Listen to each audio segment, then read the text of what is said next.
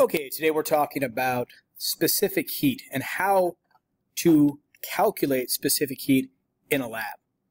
In order to do that, we're going to use a calorimeter. The calorimeter is a pretty simple tool. It's basically an insulated cup that has a thermometer in it. And then we're going to put a designated amount of water inside. So there's some water. Then we are going to add something. In this case, some metal shot, some pieces of metal that are at a higher temperature. We add that metal to it, and as we know, heat will always transfer from high to low. So the energy that is in the metal, that heat energy, will transfer to the cooler water. And we can then look at the temperature change that happens in the water, plug our values into our specific heat equation, and calculate the heat that was gained by the water, and then use that to calculate the specific heat of the metal. And that's what we're going to be trying to do. So we have a series of calculations that we have to do based on the data that we are collecting in our lab. The first calculation that we have to do is to calculate the mass of the metal used in trial number 1. So here's trial number 1 right here. And in order to calculate the mass of the metal, I'm going to look at row 1 and row 2. So this value here, 118.19, is the mass of the test tube and the metal. 67.68 grams, that is the mass of the test tube by itself. So to calculate that, I'm simply going to take 118.19, 0.19, and subtract 67.68 grams. And that gives me a mass of 50.51 grams. So again, that is the mass of the metal. We'll calculate the mass of the water in a very similar way. So this is the mass of the calorimeter and the water. This is the mass of the calorimeter by itself. So 46.137 grams minus 7.037 grams gives me a mass of 39.1 grams. Again, that is the mass of the water. All right, now we have to look at temperature change, and this can be a little bit tricky. We notice here in 7, 8, and 9, we have 3 different temperatures. All right, we start with the temperature of the metal, the initial temperature of the metal.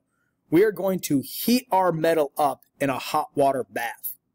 So our metal is going to sit in a test tube in a hot water bath, and as the temperature of the water increases, the temperature of the metal increases. So we measure the temperature of the water, and if the metal sits in there long enough, it will be the same temperature. So that's 100 degrees Celsius. We have the initial temperature of the water. That's the temperature of the water that is up here in our calorimeter. That should be pretty close to room temperature, 22 degrees Celsius. Then when I add my metal into my water, the heat's going to transfer from the metal into the water until they reach equilibrium, until they are evened out. So the final temperature of the water and the final temperature of the metal will be the same. So we really have to pay attention to what we're talking about. So this is asking us for the change in temperature of the metal. So the metal started out at 100 degrees and it ended up at 27 degrees. 100 minus 27 degrees equals 73 degrees Celsius. All right, when we are asked to calculate the change in temperature of the water, it started out at 22 degrees and ended at 27 degrees. 27 minus 22 equals 5 degrees Celsius.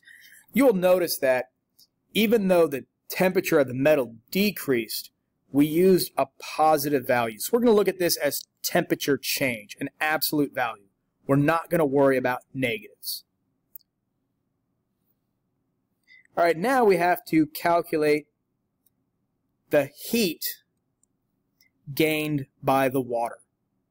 All right, as we know, heat is Q, right? So we're going to use our heat equation, Q equals mc delta T. And I'll make a variable chart. C, Q, M, and delta T. And it's really important that we recognize that we're talking about water. So just to help me remember, I'm going to go ahead and write water right here. And everything I want to look up, I want to make sure that I'm talking about water. So when we look up here at our data table, we can see we've got, mass of metal, mass of water, all these different things going on. We want to make sure we pull out the correct information. So the specific heat of water, we know that it's 4.184 joules per gram degrees Celsius. Q is what it's asking me for. We'll calculate the heat. So that is my unknown variable. M is the mass of the water. If I look back over here at question number 2, that's what it asked me to calculate, the mass of the water. So that's 39.1 grams. And delta T, again, I calculated that right here in question number 4. So that is 5 degrees Celsius. So now I can take those values and plug them into my equation so that Q equals 39.1 times specific heat, which is 4.184 times my change in temperature, which is 5 degrees. So Q equals 817.972 joules. So again, degrees Celsius will cancel out, grams cancel out, and I'm left in joules. All right, so that is the amount of heat that went into my water. It's important to recognize that that same quantity of heat is the same heat that left the metal. I took hot metal, added it to water.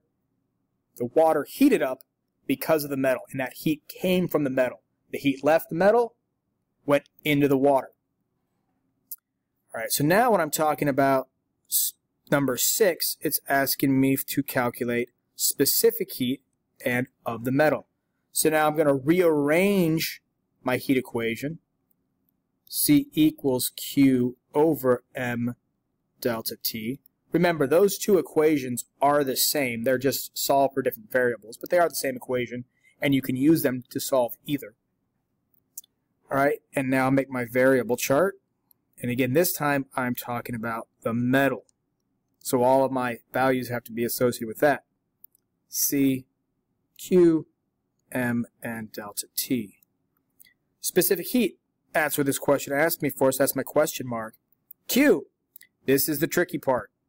All right, we just said in number 5 we calculated the heat gained by the water.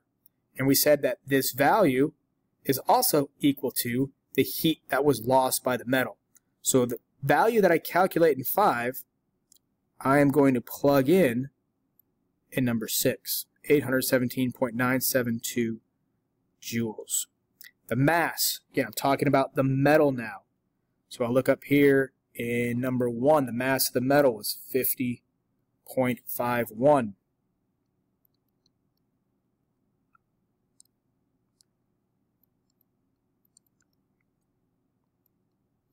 And the change in temperature, the metal started at 100, change to 27, so right up here, 73 degrees Celsius.